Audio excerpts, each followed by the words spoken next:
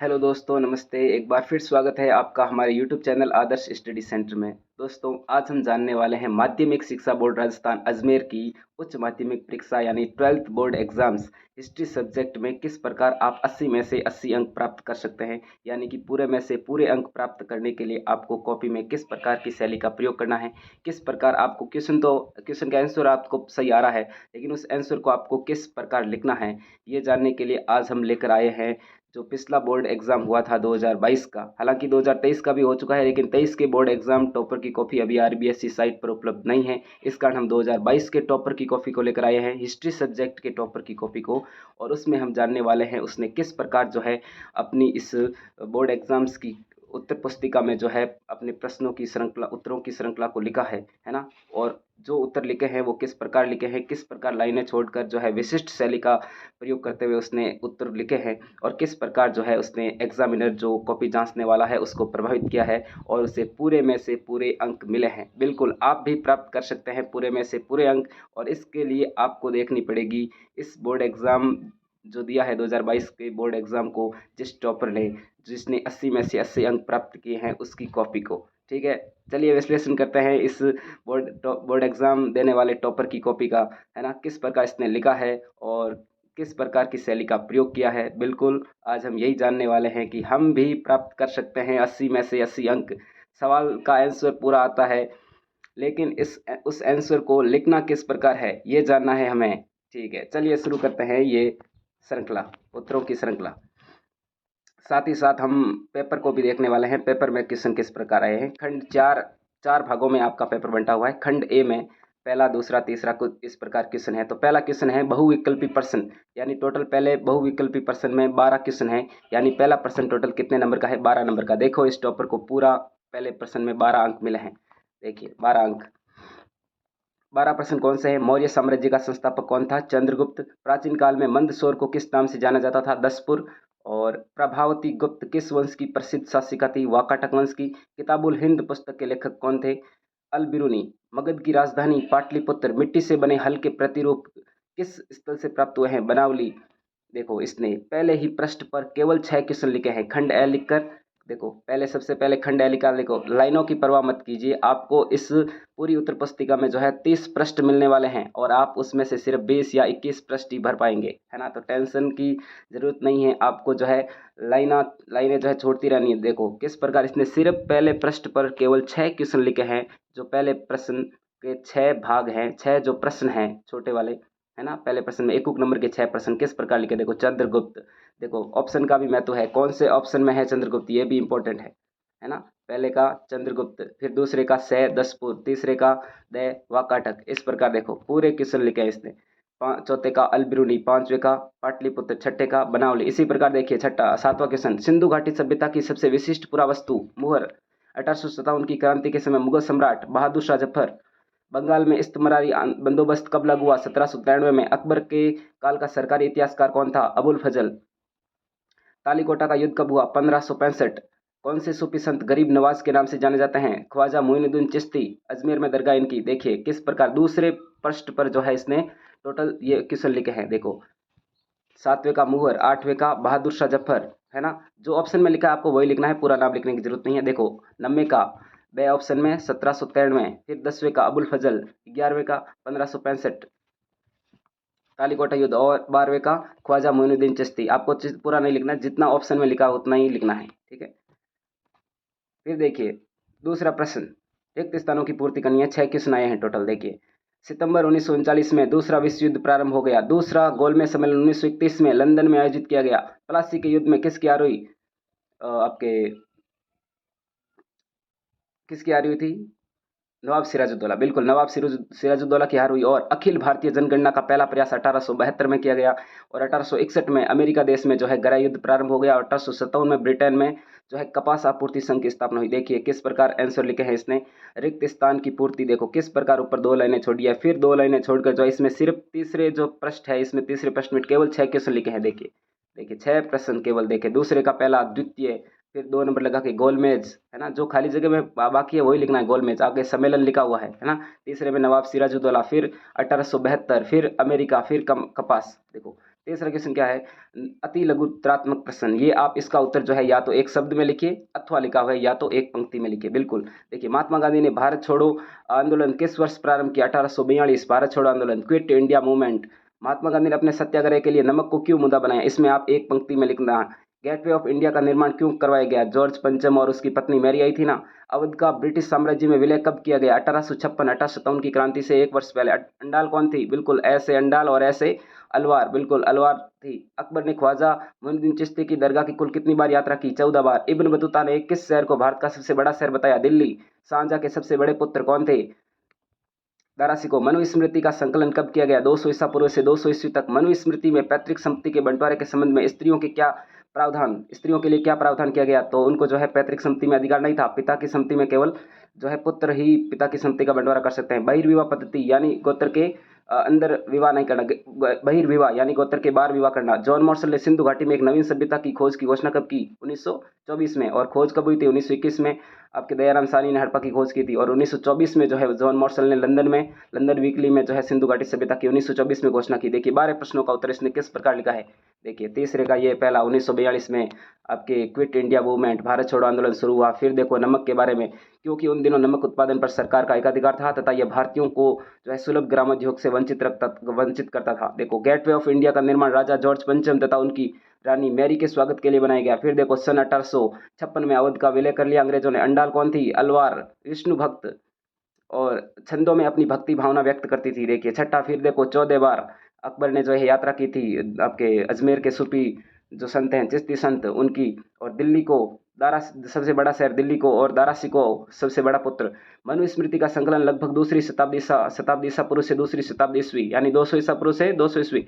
मनुस्मृति के अनुसार स्त्रियां जो है पैतृक संपत्ति में अपने हिस्से का दावा नहीं कर सकती थी और गोत्र से बाहर विवाह करने को बहिर्विवाह पत्ति कहते हैं। किस प्रकार देखो आंसर लिखा। फिर लास्ट वर्ष 1924 में क्या था? 12वां। जॉन मॉर्सल ने 1924 में, बिल्कुल 1924 में घोषणा की थी। 1921 में खोज, 1924 में घोषणा। 1824 तो नहीं बोल दिया मैंने, माफ करना यदि 1824 बोल दिया तो, हालांकि 1924 ही बोला होगा मैंने। हाँ देखिए आगे फिर चौथा देखो खंड ब,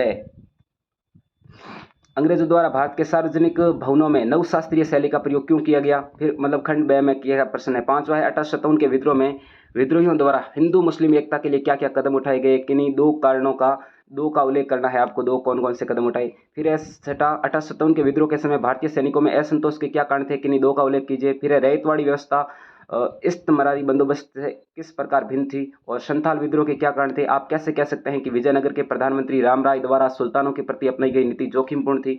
विजयनगर शासकों की स्थापत्य कला के कौन कौन से तत्व जो है तुर्क सुल्तानों द्वारा प्रवर्तित स्थापत्य से प्रभावित थे? और सूफी संतों की लोकप्रियता के क्या कारण थे? इब्न बतूता भारतीय डाक प्रणाली को देखकर चकित क्यों रह गया? इब्न बतूता सिंध कब पहुंचा? उस समय दिल्ली का सुल्तान कौन था? गोत्र व्यवस्था के 2 नियम लिखिए। 6ठी शताब्दी ईस्वी से सोने के सिक्के कम क्यों हो गए? और सिंधु घाटी सभ्यता में प्रचलित बाटों की कोई 2 विशेषता लिखिए। देखिए किस प्रकार इसने जो है 4 से लेकर के ये जो खंड आपके व्यय में प्रश्न है ये 16 सारे के सारे 2-2 नंबर के प्रश्न हैं और इसमें आपको क्या करना है? टोटल 50 शब्दों में आंसर लिखना है।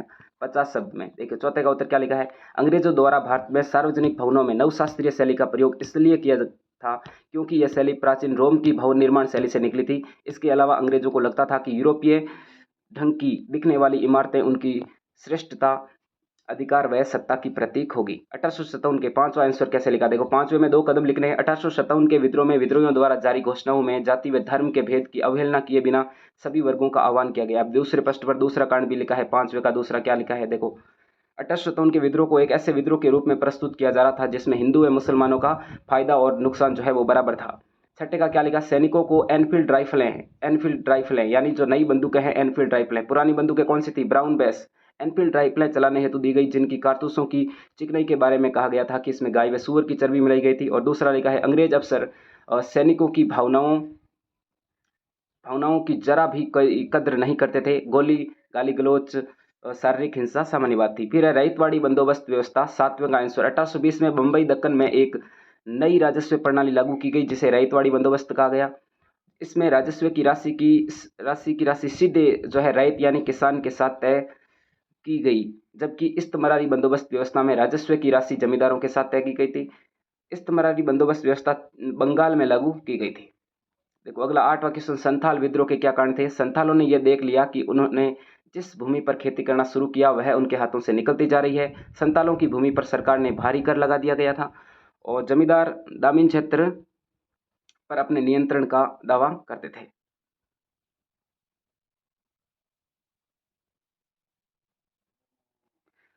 नंबर क्वेश्चन क्या है? विजयनगर साम्राज्य के प्रधानमंत्री राम राय ने बीजापुर के एक सुल्तान को दूसरे सुल्तान के विरुद्ध युद्ध के लिए भड़काने का प्रयास किया, किंतु यह सुल्तान एक हो गए। सन 1565 में विजयनगर को तालीकोटा के युद्ध में अहमदनगर, गोलकुंडा तथा बीजापुर के संयुक्त सेनाओं से करारी हार का सामना करना पड़ा। इस प्रकार यह नीति जोखिम भरी थी। देखो किस प्रकार जो है इसने लिखा है। 10वां प्रश्न है, विजयनगर साम्राज्य में दुर्ग में प्रवेश हेतु किलेबंद प्रवेश द्वार बने हुए थे। इन किलेबंद प्रवेश द्वार पर बनी मेहराब तथा गुंबद तुर्कों द्वारा प्रवर्तित स्थापत्य कला के तत्व माने जाते हैं। कला इतिहासकारों ने इसे इंडो इस्लामिक या इंडो सार्शनिक स्थापत्य कला का नाम दिया था। ये तुर्की सुल्तानों द्वारा प्रवर्तित स्थापत्य से प्रभावित थे। सूफी संत संयम और सादगी का जीवन व्यतीत करते थे तथा सत्ता से दूर रहने का प्रयास करते थे। 11वें का आंसर है, यदि शासक बिना दान या भेंट देता तो सूफी उसे स्वीकार कर लेते, यानी शासक उसको यदि दान और भेंट देते तो वे स्वीकार कर लेते थे। सूफी संत यानी वो जो है सत्ता से दूर रहते थे और ये संग्रह नहीं करते थे। जो भी धन देते उनका संग्रह न करके उन्हें भोजन, कपड़े, आवास, अनुष्ठानों पर पूर्व खर्च कर देते थे, यानी अपनी जो है अनुयायियों में बांट देते थे। और सूफी संत अपनी धर्मनिष्ठा, शांति प्रियता, चमत्कारपूर्ण शक्तियों के कारण लोकप्रिय थे। 12वां, इब्न बतूता भारतीय डाक प्रणाली को देखकर चकित हो गया, क्योंकि डाक प्रणाली की कार्यकुशलता से व्यापारियों के लिए केवल उधार भेजना, सूचना भेजना ही संभव नहीं हुआ, अपितु अल्प सूचना पर माल भेजना भी जो है संभव हो गया था। अल्प समय में जो है माल भेजना भी संभव हो गया। उसने 2 प्रकार की डाक प्रणाली का वर्णन किया है, अश्व डाक व्यवस्था यानी उलुक और पैदल डाक व्यवस्था यानी दावा। इब्न बतूता मध्य एशिया के रास्ते हो गए, यानी इब्न बतूता कब पहुंचा भारत और उस समय भारत का सुल्तान कौन था, तो इसके बारे में लिखा है। इब्न बतूता मध्य एशिया के रास्ते होकर 1333 में स्थल मार्ग से सिंध पहुंचा। सिंध उस समय भारत का हिस्सा था, सिंध वर्तमान में तो पाकिस्तान में है। उस समय दिल्ली का सुल्तान कौन था? मोहम्मद बिन तुगलक। और सुल्तान उसकी विद्वता से, यानी आपके इब्न बतूता बहुत ही विद्वान था, उसकी विद्वता से बड़ा प्रभावित हुआ तथा उसे दिल्ली का काजी यानी न्यायाधीश नियुक्त कर दिया, यानी जज बना दिया। वह इस पद पर वर्षों तक रहा, कई वर्षों तक रहा और 1342 में इसने जो है इसको कहाँ भेज दिया? चीन में भेज दिया, दूत के रूप में। उस समय चीन में कौन था? मंगोल शासक। 14वां क्या है? वही गोत्रों के 2 नियम कौन से हैं? देखो, विवाह के बाद स्त्रियों को पिता के स्थान पर पति के गोत्र का माना जाएगा। एक ही गोत्र के सदस्य जो है आपस में विवाह संबंध नहीं रख सकते थे। 15वां, इस काल में क्रुद्ध आर्थिक संकट उत्पन्न हो गया होगा। रोमन साम्राज्य के पतन के पश्चात जो है दुखवर्ती व्यापार में कमी आई। इससे उन राज्यों, संप्रदायों व क्षेत्रों की संपत्ति पर प्रभाव पड़ा जिन्हें दुखवर्ती व्यापार से लाभ होता था। इस काल में नए नगरों व व्यापार के नए तंत्रों का उदय हुआ। सिक्के प्रचलन में है और तथा किसी ने उनका संग्रह नहीं किया। बाट 16 क्वेश्चन क्या है? सिंधु घाटी में जो है बाटों के बारे में लिखा है। बाट सामान्यतः चर्ट नामक पत्थर से बनाए जाते थे। बाट जो है नाप तोल में बाट हम लेते हैं तुला के समय कुछ भी सामान तोलने के लिए। और बाटों के निचले मापदंड द्वि आधारित है, यानी 1, 2, 4, 8, 12, 16, 800 तक होते थे, जबकि ऊपरी मापदंड जो है दशमलव प्रणाली का अनुसरण करते थे। अब खंड 6 के क्वेश्चन है। देखिए 17वां क्वेश्चन क्या है? खंड 6 के क्वेश्चन देखो। खंड 6 में अब आपके क्या आएंगे? खंड सेक्शन जो 6 है उसमें 100 वर्ड में लिखना है आंसर, है ना। और ये कितने नंबर के क्वेश्चन होंगे आपके? ये आपके क्वेश्चन होंगे 3-3 नंबर के। ये क्वेश्चन कितने होंगे? 3-3 नंबर के क्वेश्चन होंगे। तो देखो, और ऑप्शन अथवा में भी आएंगे आपके। खंड 6 में अथवा में, अथवा में 17वां आएगा। देखो, अभिलेखों से प्राप्त जानकारियां प्राप्त करने में किन किन कठिनाइयों का सामना करना पड़ सकता है, किन्हीं 3 का उल्लेख कीजिए। अथवा में आया है 16 महाजनपदों में जो है मगध के उत्थान के कोई 3 कारण लिखिए। 3 नंबर का है तो आपको 3-3 कारण लिखने हैं। तो देखिए किस प्रकार 17वां लिखा है इसने। देखो, इसने लिखा है पहला वाला, अथवा वाला नहीं लिखा है, 16 महाजनपद वाला। इसने लिखा है अभिलेखों से जानकारियां प्राप्त करने की कठिनाइयां। फिर इसमें और बहुत खंड 6 में प्रश्न है 18वां, 19वां, 20वां, है ना। 20 और लास्ट में जो है खंड 2 में 2 ही प्रश्न आएंगे बड़े, 21, 22। फिर 23वां आ जाएगा मानचित्र वाला। और क्या लिखा है भाई? क्या क्या कठिनाई आई? कभी कभी जो है अक्षरों को हल्के ढंग से उत्कीर्ण किया जाता था जिससे उन्हें पढ़ पाना मुश्किल हो जाते हैं। अभिलेख जो है नष्ट भी हो जाते थे जिससे अक्सर लुप्त हो जाते थे। और तीसरा कारण लिखा है अभिलेख सदैव ही उन्हीं व्यक्तियों के विचारों को अभिव्यक्त करते हैं जो उन्हें बनवाते थे। इनसे सामान्य लोगों के बारे में जानकारियां नहीं मिलती है। और 4 भी लिख सकते हो आप यदि आ रहा है तो। चौथा आप 3 तो लिख दिए वो बहुत है, चौथा भी लिख दिया है अभिलेखों से दैनिक जीवन पद्धतियों की जानकारियां नहीं मिलती है। दैनिक जीवन पद्धतियां जो है उनकी जानकारियां नहीं मिलती है। 18वां देखो, अगले जो प्रश्न है 18वां, सिंधु सभ्यता के गृह स्थापत्य की कौन कौन सी विशेषताएं आज भी प्रासंगिक है। अथवा में भी दिया है कि आप कैसे कह सकते हैं कि सिंधु घाटी सभ्यता के निवासियों का सुदूर क्षेत्रों से संपर्क था। तो देखो 18वां किस प्रकार लिखा है, सिंधु घाटी सभ्यता के गृह स्थापत्य की विशेषता, यानी पहले ही लिखा है, अथवा वाला नहीं लिखा है। सिंधु घाटी सभ्यता में मोहनजोदड़ो के निचले शहर में आवासीय भवन मिले हैं। स्नानागार, प्रत्येक घर का अपना ईंटों के फर्श से बना हुआ स्नानघर होता था प्रत्येक घर में, और इसकी नालियां जो है दीवार के माध्यम से गली से नालियों से जुड़ी होती थी। और सीढ़ियां कुछ घरों में दूसरी मंजिल तक या छतों पर जाने हेतु सीढ़ियां बनी हुई थी, और अधिकांश घरों में इनका साक्ष्य मिला है। कुएं, कुछ घरों में कुएं भी बने हुए हैं। कुएं प्राय ऐसे कक्षों में बनाए गए थे जिनमें बाहर से भी आया जा सकता था। मोहनजोदड़ो में 7 से कुएं मिले हैं और इनका प्रयोग राहगीरों द्वारा किया जाता था। यह विशेषताएं आज भी प्रासंगिक है। देखो 19 में इसने अथवा वाला लिखा है, क्या है 19वां, विजयनगर साम्राज्य में महानवमी डिब्बा का क्या धार्मिक महत्व था। और अथवा में विजयनगर साम्राज्य में कृषि क्षेत्रों को किलेबंद भूभाग में क्यों सम्मिलित किया जाता था। 19वें का आंसर क्या लिखा, देखिए अथवा वाला लिखा है कि विजयनगर साम्राज्य में कृषि क्षेत्रों को किलेबंद भूभाग में रखने के कारण, किलेबंद भूभाग में कृषि क्षेत्र को रखने का मुख्य उद्देश्य प्रतिपक्ष को खाद्य सामग्री से वंचित कर समर्पण के लिए बाध्य करना था। किलेबंद क्षेत्र में शत्रु सेना खाद्य सामग्री को क्षति नहीं पहुंचा सकती थी। शत्रु सेना को घेराबंदी महीनों या कभी कभी वर्षों तक चलती थी। इन विकट परिस्थितियों से निपटने हेतु विजयनगर के शासकों ने किलेबंद भूभाग के भीतर विशाल अन्नागार बनवाए। किलेबंद कृषि क्षेत्र जंगली जानवरों से भी सुरक्षित था। देखो 20वां का क्या आंसर लिखा है, आप कैसे कह सकते हैं कि 18वीं शताब्दी में भारतीय शहरों के स्वरूप में परिवर्तन का एक नया चरण प्रारंभ हुआ। अथवा में है, आप कैसे कह सकते हैं कि औपनिवेशिक सरकार के लिए शहरों के मानचित्र तैयार करना उपयोगी था। देखो 20वां प्रश्न लास्ट, अथवा वाला लिखा है कि औपनिवेशिक सरकार निम्न कारकों से शहरों के मानचित्र बनवाना उपयोगी समझा। औपनिवेशिक सरकार का मानना था कि शहरों की प्रकृति व भूदृश्य को समझने हेतु मानचित्र अति आवश्यक है। इससे वह इलाके पर जो अधिक नियंत्रण स्थापित कर सकते थे। मानचित्र से किसी क्षेत्र की हरियाली, नदियों व पहाड़ियों आदि का पता लगाया लगता था। यह समस्त जानकारियां रक्षा संबंधी योजनाओं के लिए आवश्यक थी।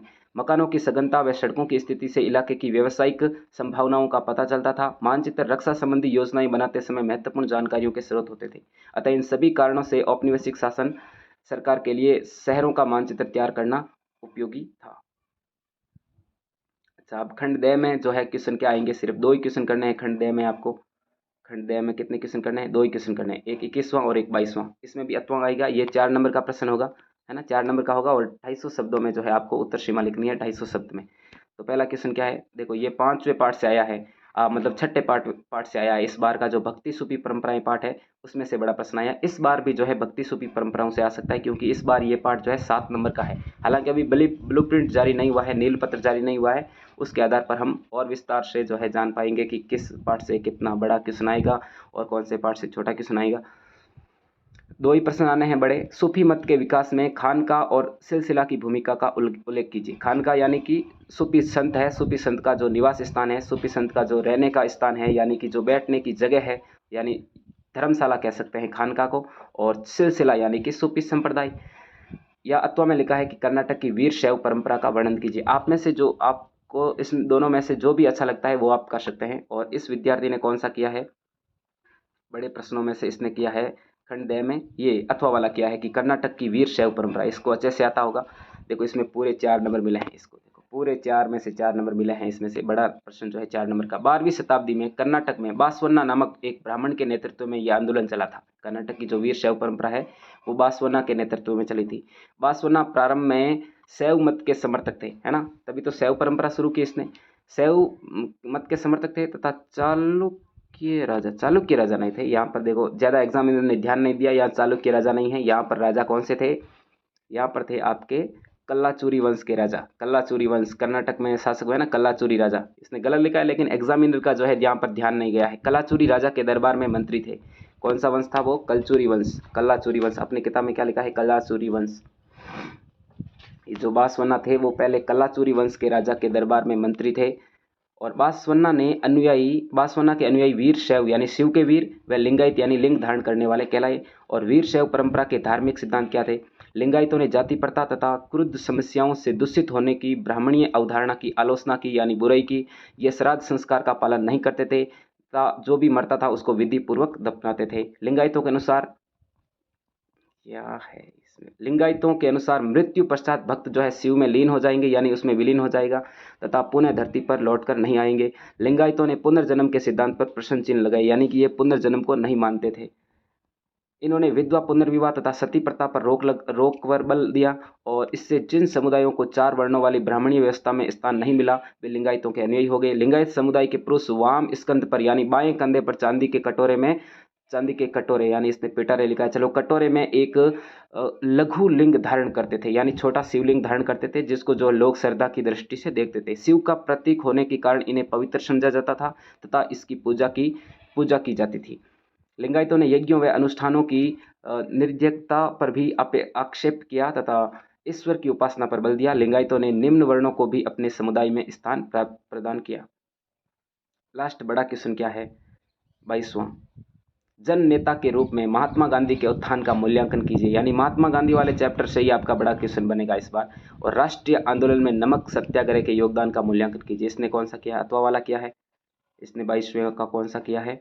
अथवा वाला किया है। राष्ट्रीय आंदोलन में नमक सत्याग्रह का योगदान। नमक सत्याग्रह के कारण उन दिनों नमक के उत्पादन तथा बेचने पर सरकार का एकाधिकार था, यानी सरकार ही सब कुछ करती थी। नमक पर जो है ज़्यादा टैक्स लगा दिया था उन्होंने। नमक बना भी वही सकती थी, नमक बेच भी वही सकती थी। नमक का सभी के घरों में प्रमुखता से प्रयोग होता था, किंतु उन्हें दुकानों से ऊंची दामों पर नमक खरीदना पड़ता था। नमक पर सरकार का एकाधिकार बहुत ही अलोकप्रिय था, यानी जनता में जो है ये लोकप्रिय नहीं था। यह भारतीयों को सुलभ ग्रामोद्योग से वंचित करता था। दांडी यात्रा यानी सविनय अवज्ञा आंदोलन की शुरुआत हो गई। गांधी जी नमक कानून को सबसे घृणित कानून मानते थे। अतः इन सभी बातों को ध्यान में रखते हुए गांधी जी ने 12 मार्च 1930 को साबरमती आश्रम से अपने 78 अनुयायियों के साथ, यानी विश्वस्त जो वॉलेंटियर्स है महात्मा गांधी के 78 अनुयायियों के साथ, सदस्यों के साथ जो है दांडी नामक स्थान से कूच किया, और उन्होंने पैदल चलकर जो है 24 दिनों में अपनी यात्रा पूरी की, है ना। 240 किलोमीटर लंबी ये यात्रा थी, आपको पता होगा, आपने पढ़ा होगा। और 6 अप्रैल 1930 को दांडी पहुंचकर जो है गांधी जी ने जो है समुद्र के पानी को उबाला और उबाल कर नमक कानून तोड़ दिया, है ना। नमक बनाया और नमक कानून तोड़ा, और यही क्या कहलाया, यहीं से नमक सत्याग्रह शुरू हो गया, है ना। सविनय अवज्ञा आंदोलन, है ना। हाथ जोड़कर जो अंग्रेजों को कह रहे हैं कि अब हम आपकी आज्ञा का पालन नहीं कर रहे हैं, है ना, पालन नहीं करेंगे। असहयोग आंदोलन में क्या था? असहयोग आंदोलन में था कि हम आपका सहयोग नहीं करेंगे, अंग्रेजों का सहयोग नहीं करेंगे। नमक सत्याग्रह का क्या महत्व है? नमक सत्याग्रह में लाखों देशवासियों ने भाग लिया तथा देश भर में नमक कानून का उल्लंघन होने लगा।